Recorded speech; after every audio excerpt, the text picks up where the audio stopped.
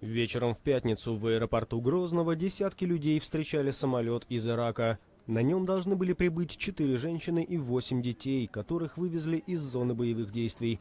Предположительно, они уехали в Ирак и Сирию вслед за мужьями, которые присоединились к боевикам запрещенной в России группировки «Исламское государство».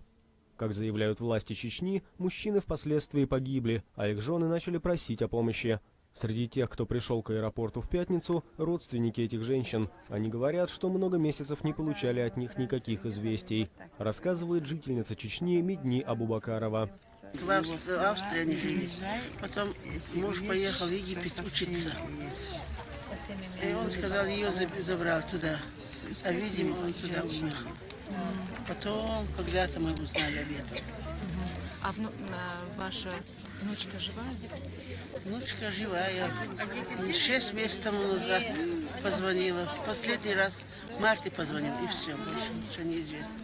Среди прибывших уроженка Чечни, а также жительница Твери и Нижневартовска. Еще одна женщина – гражданка Казахстана с 3 детьми, которых позже переправят на родину.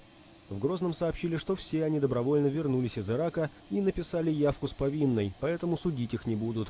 Однако судьбу гражданки Казахстана решат власти этой страны. Они должны, соответственно, проходить процедуры, юридические, они все-таки вернулись, понятно откуда. И дальше они уже разойдутся, пройдя эту процедуру. Как вы считаете, они попадут к себе домой и будут жить мирной жизнью? Ну, будем на это надеяться.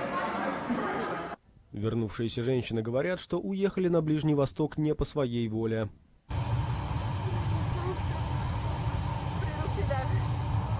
А мужу что-то известно? Мой муж погиб. Вы по своей воле туда поехали? Нет, я не знала, куда он меня ведет. И когда узнали? В Турции практически на сирийской границе. Вы паниковали, сопротивлялись, но что вы ему сказали? Конечно, я очень хотела вернуться, но не могла добиться ему. Кампанию по спасению детей и их родителей из Исламского государства активно продвигает глава Чеченской республики Рамзан Кадыров. По словам уполномоченной по правам ребенка Анны Кузнецовой, на Ближний Восток из России вывезены порядка 350 детей.